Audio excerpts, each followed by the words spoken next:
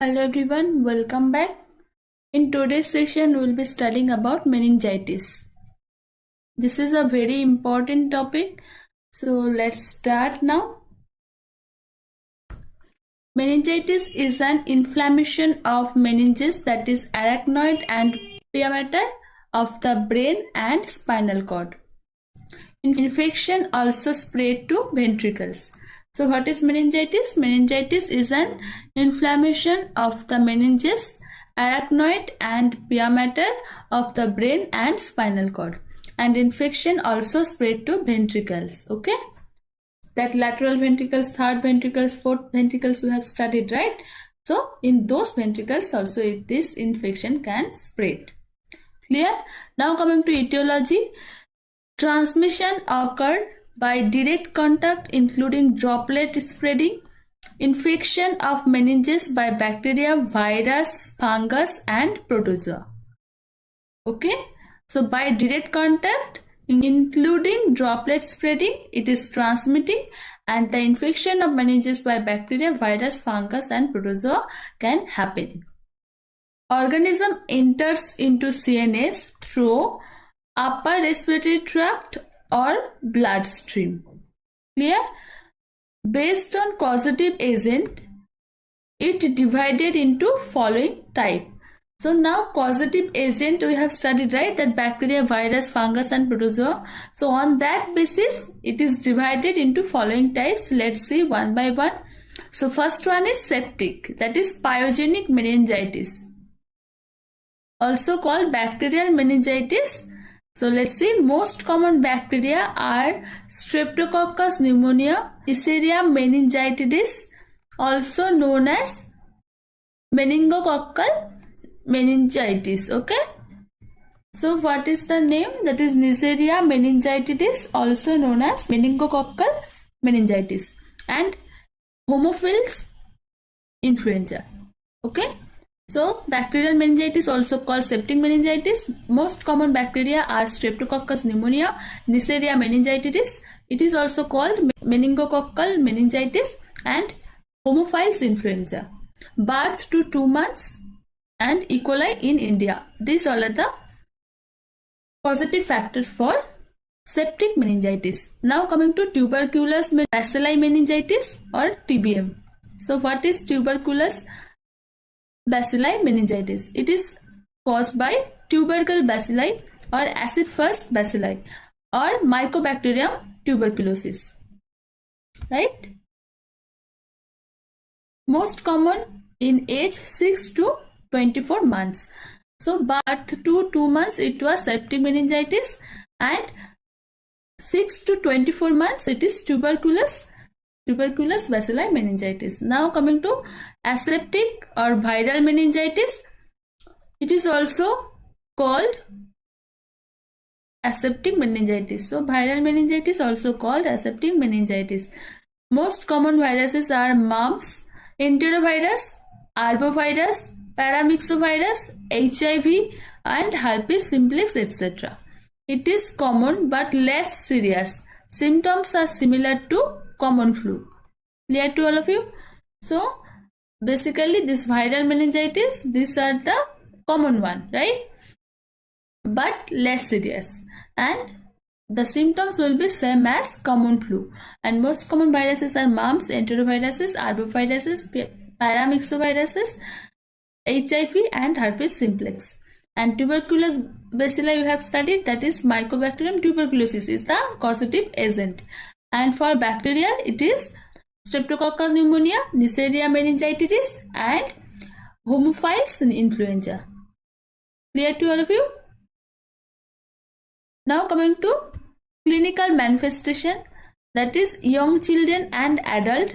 Let's see.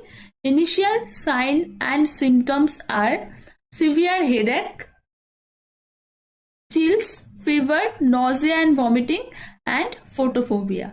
So severe headache will be there, chills will be there, fever will be there, nausea, vomiting and photophobia. What is photophobia? Means in that case you have to keep patient in less environmental stimuli. Okay.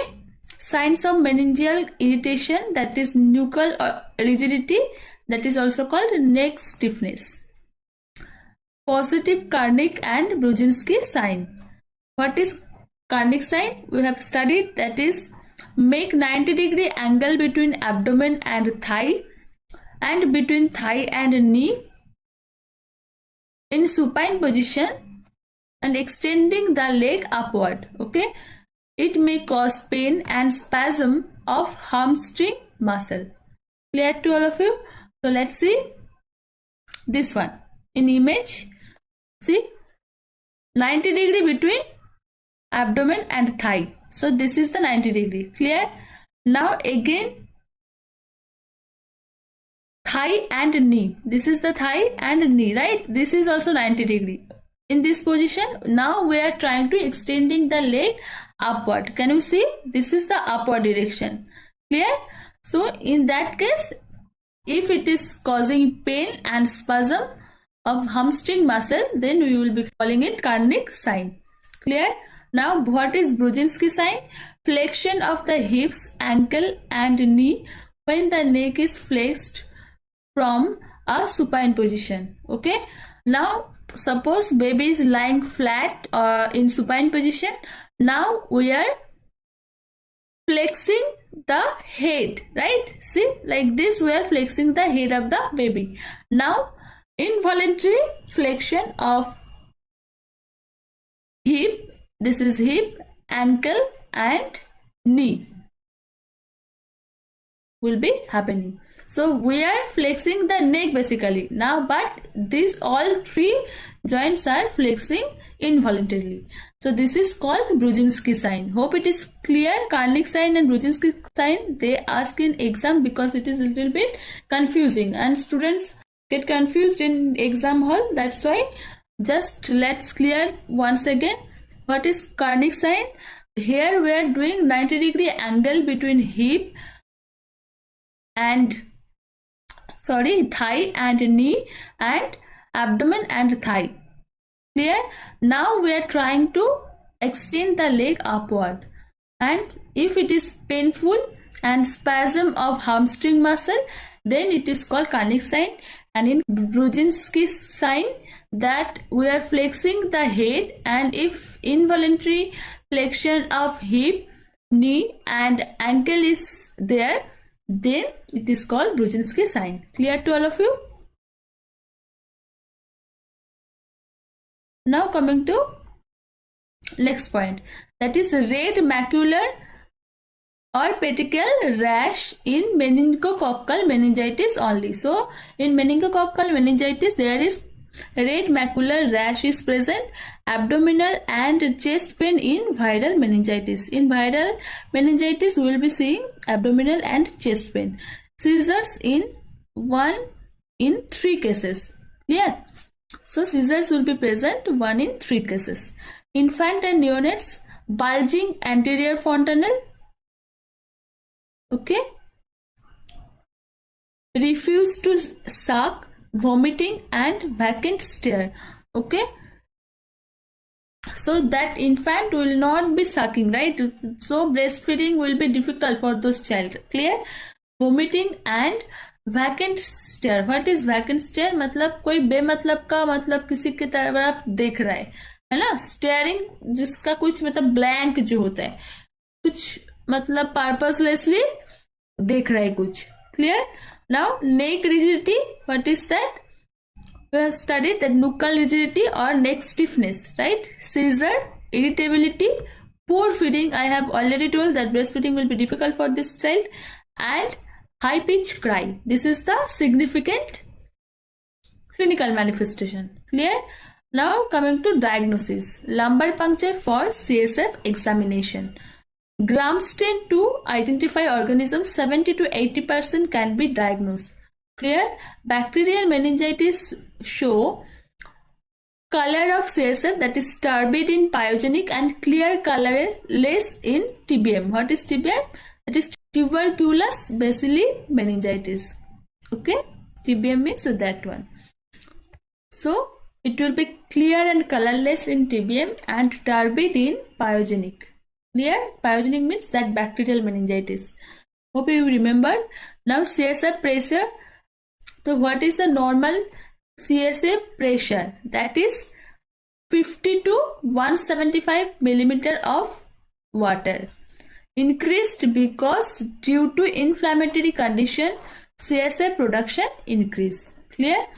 So normal pressure is 50 to 175 millimeter of water, and in case of bacterial meningitis, that CSA pressure will be increased because in inflammatory condition the production will be increased. Hope it is clear. Now coming to CSF protein, increase over 100 mg per deciliter. Normal level is 15 to 45 mg per deciliter. To diagnose the abnormality, first you have to know the normal range. Okay, so first in copy you can write the what is the normal CSF pressure, that is 50 to 175 millimeter of water, and protein it is 15 to 45 milligram per deciliter. Then glucose it is 45 to 75 milligram per deciliter. It is clear? So CSF protein it will be increased in case of bacterial meningitis, that is over 100. Okay, normal is 15 to 45, can you see? And it will be increased over 100 milligram per deciliter, and glucose will be below, that will be decreased below 40 milligram per deciliter. Okay, CSF WBC count increased, especially lymphocytes into tubercular meningitis and polymorphonuclear leukocytes or neutrophils into bacterial meningitis. It is clear to all of you? So let's revise once again. Color of CSF, turbid in pyogenic, clear colorless in TBM. CSF pressure it is increased. CSF protein increase over 100 mg per deciliter. Glucose will be decreased below 40 mg per deciliter. WBC count it will be increased, especially the lymphocytes into tubercular meningitis and polymorphonuclear leukocytes, or it is called neutrophils, right, into bacterial meningitis. Hope it is clear. Now coming to management part. Let's see. Viral meningitis is self-limiting, but bacterial meningitis is a medical emergency. We have studied that viral meningitis symptoms are like common flu, right? And it will be self-limiting. Matlab, it will get resolved by its own. But bacterial meningitis, it is a medical emergency. Hope it is clear. Mortality of bacterial meningitis is 100% if untreated. Okay, if you ignore the bacterial meningitis, then you cannot save the baby. You have to remember that mortality rate is very high for bacterial meningitis. So administer large dose of appropriate antibiotic for 7 to 10 days like penicillin, ceftriaxone up to 2 gram TDS. TDS means thrice a day, right? And vancomycin, that is 500 milligram BD as per severity and age of client. Hope it is clear.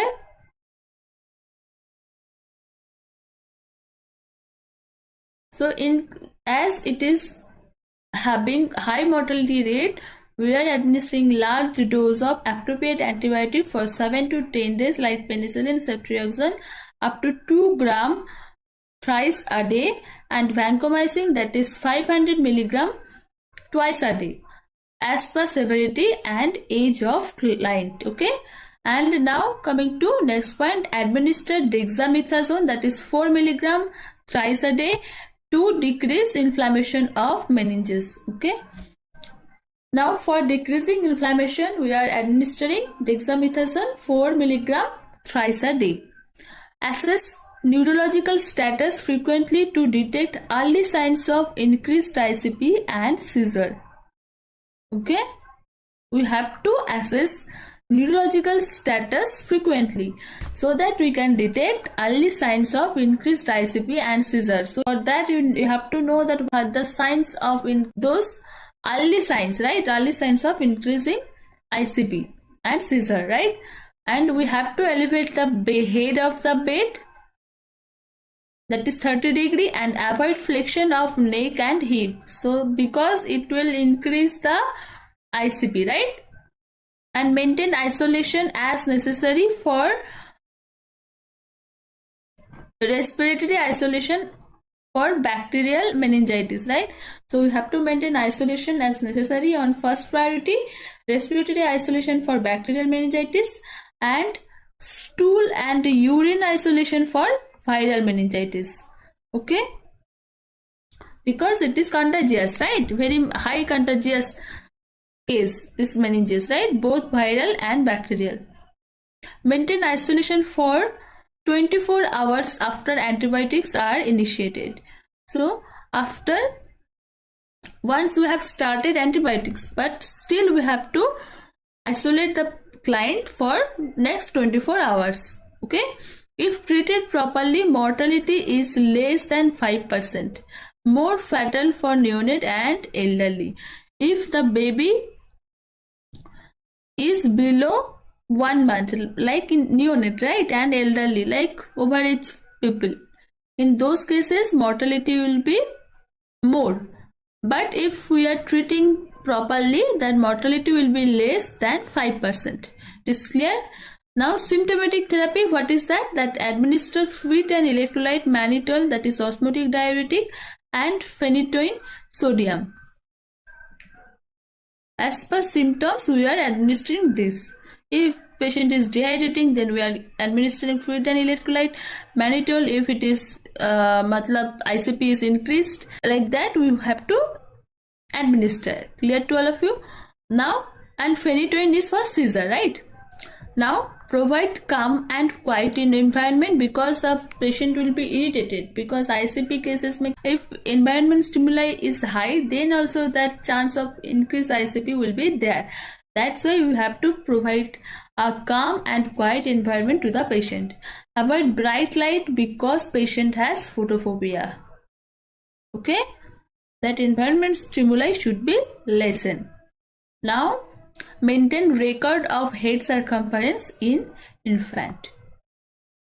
Now we will be checking the head circumference in infant, because it is the early assessment part in case of increased ICP. How we will know that patient's ICP is increased? We have to measure the head circumference, right?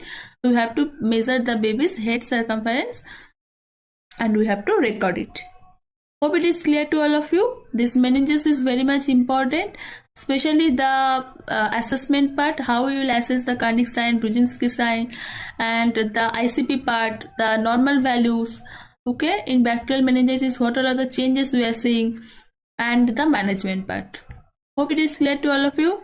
Study well, and if there is any doubt, let me know. And thank you so much for hearing me.